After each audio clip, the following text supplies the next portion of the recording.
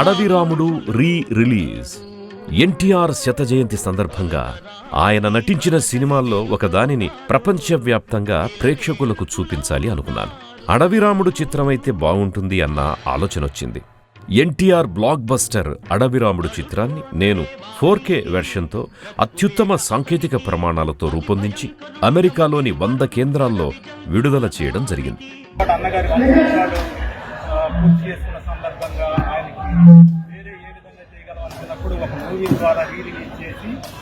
అన్నగారి సినిమా ద్వారా అభిమానులను ఆనందింప చేయాలని మేము ఈ అడవిరాముడు సినిమాని సెలెక్ట్ చేసుకోవడం జరిగిందండి.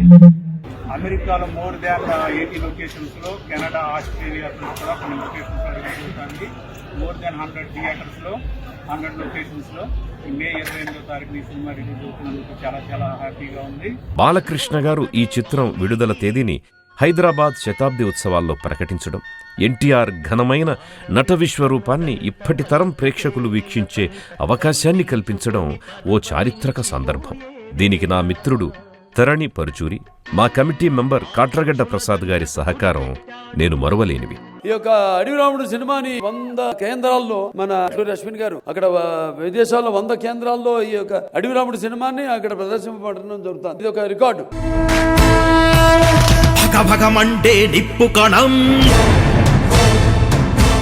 లోకేష్ పై పాట భగభగమండే నిప్పుకణం అనే శీర్షికతో నేను లోకేష్ నాయకత్వ పటిమను ఆవిష్కరిస్తూ రాసిన పాట అద్భుతంగా విజయవంతమయ్యింది.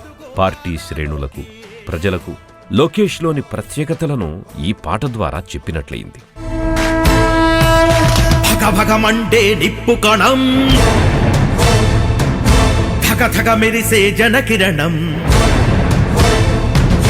భగభగమండే నిప్పుకణం, ధగధగ మెరిసే జనకిరణం, ఆంధ్రుల ఆశల భవితవ్యం అడుగడుగో నారా లోకేష్.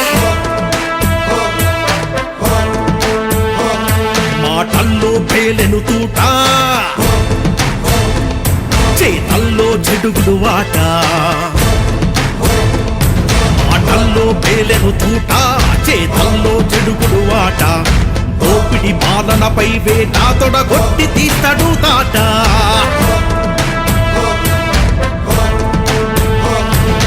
అడ్డంకులను దిరించే ధైర్యం గుండెల నిండా, వెలుగులు నింపక ప్రతి ఇంట వెలిగే సూర్యుడు నారా. దళితులు మా మేనమామలంటూ దళితుల సమస్యలపై పాట.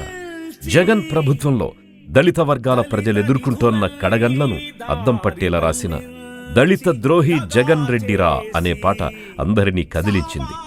దళితులు తమ న్యాయమైన హక్కుల కోసం, సంక్షేమ ఫలాల కోసం నాటి ప్రభుత్వంపై తిరగబడే శక్తిని, స్ఫూర్తిని ఈ పాట అందించింది. గొంతుగోసి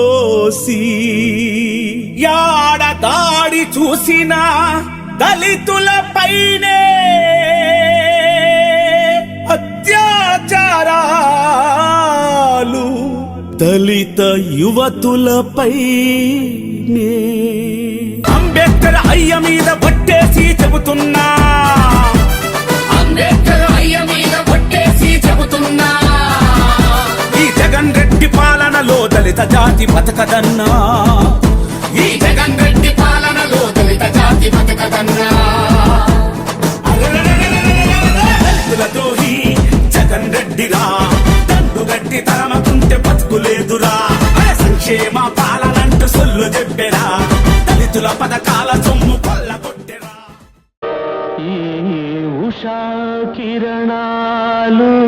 రామోజీరావు గారితో సమావేశం. తెలుగు పత్రికా రంగంలో అగ్రగణ్యుడు, తెలుగు జాతికి మార్గదర్శి శ్రీ చెరుకూరి రామోజీరావు గారు.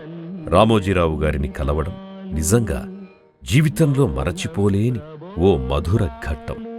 ఆయన నివాసంలో ఆయనతో కూర్చొని దాదాపు 3 గంటల పాటు వివిధ అంశాలపై మాట్లాడుతూ ఆయన అనుభవాలను తెలుసుకోవడం, ఆయన ఆప్యాయతను ఆస్వాదించడం ఓ గొప్ప అనుభూతిని కలిగించింది.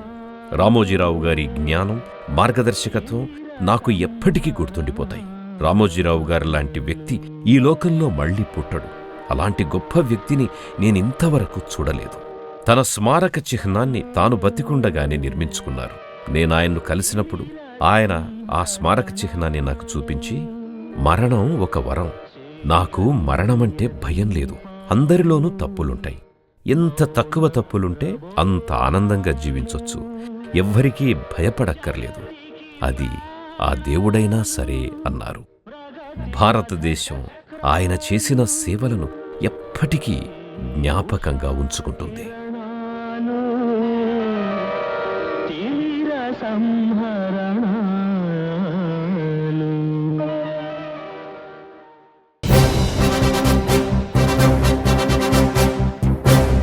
తెలుగు చలనచిత్ర రంగంలో 50 ఏళ్లు దిగ్విజయంగా పూర్తి చేసుకుని వరుస విజయాలతో దూసుకుపోతున్న బాలయ్య గోల్డెన్ జూబ్లీ సెలబ్రేషన్స్ అమెరికాలో ఘనంగా జరిగాయి.